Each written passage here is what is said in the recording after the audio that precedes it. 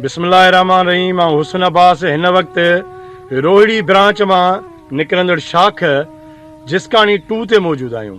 जिसकानी शाख 2 हिकु अहिड़ी शाख आहे जंहिं शाख ते एशिया जा वॾा वॾा ज़मीनदार बि मौजूदु आहिनि। पर जॾहिं खां पीपल्स पार्टी जी गवर्नमेंट आई आहे 2008 खां, उन ॾींहं खां वठी हिन महिल ताईं सॼी सिंध जे शाखुनि जा पैसा त ईंदा रहनि था, पर छाकाणि त उहे पैसा जेके आहिनि ऐं जेको प्रोजेक्ट आहे उहो सिर्फ़ु रिकॉर्ड में मौजूदु आहे।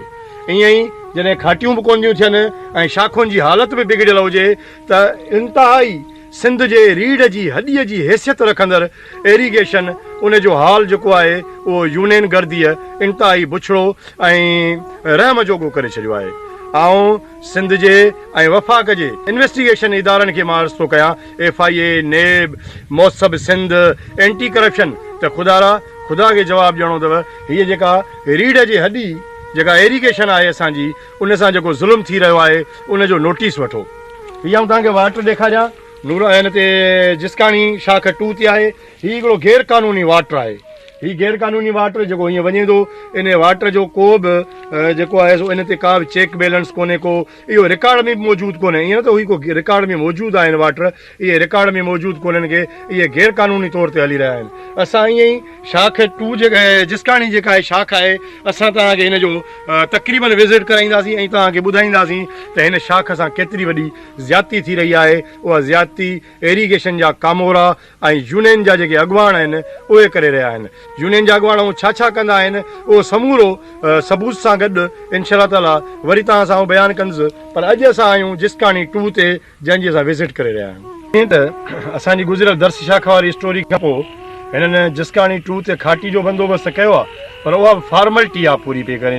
ईअं चंबा हणी मिड़ई हुनखे जेको आहे लम ठप करे, जॾहिं त इहा शाख आहे पर हिन जी शक्ल वाटर वारी आहे, सिर्फ़ु हेतिरा साल खाटी न हुजणु सबबु। पाण हिकिड़ो हीउ धिको लॻल आहे, हीअ नूली आहे, हीअ गैर क़ानूनी नूली आहे।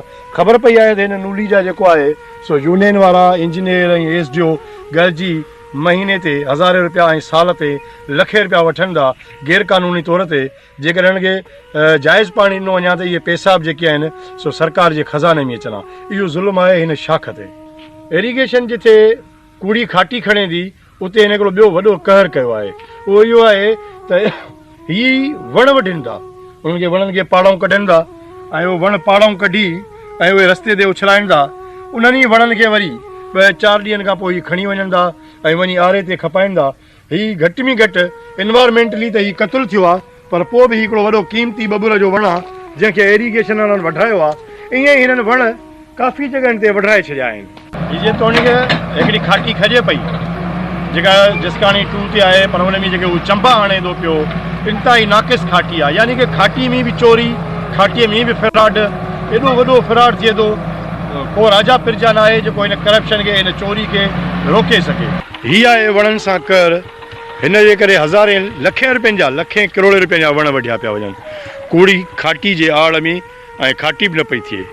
हीअ असां तव्हांखे इलाही नूलियूं ॾेखारियूं आहिनि जेके तव्हां हिते बि ॾिसी सघो था त हीअ सभु चोरी जूं नूलियूं एरीगेशन जी यूनियन जे आशीर्वाद सां हली रहियूं आहिनि।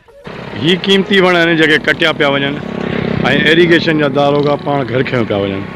सॼी सिंध जे एरीगेशन सां वॾो ज़ुल्म कयो वियो आहे। रोहिड़ी बैरांच ते जेके बि वाटर आहिनि उन्हनि जी खाटी बि हिननि खे करणी हूंदी आहे, पर उन जी खाटी जो कमु हीअ हारनि खां या आबादगारनि खां वठंदा आहिनि ऐं उन जा पैसा हीअ पाण हड़प कंदा आहिनि। उन करे असां मुतालबो था कयूं इदारनि खां त इन्वेस्टिगेशन करे यूनियन गर्दीअ ते बंदिश विधी वञे ऐं कामोरनि खे जेको आहे उहो पाबंद बणायो वञे त हू पंहिंजो प्रॉपर कमु करे सिंध जे रीढ़ जी हॾी जेका एग्रीकल्चर आहे, एरीगेशन आहे, ज़राइत आहे, उनखे को फ़ाइदो पहुचाए सघनि।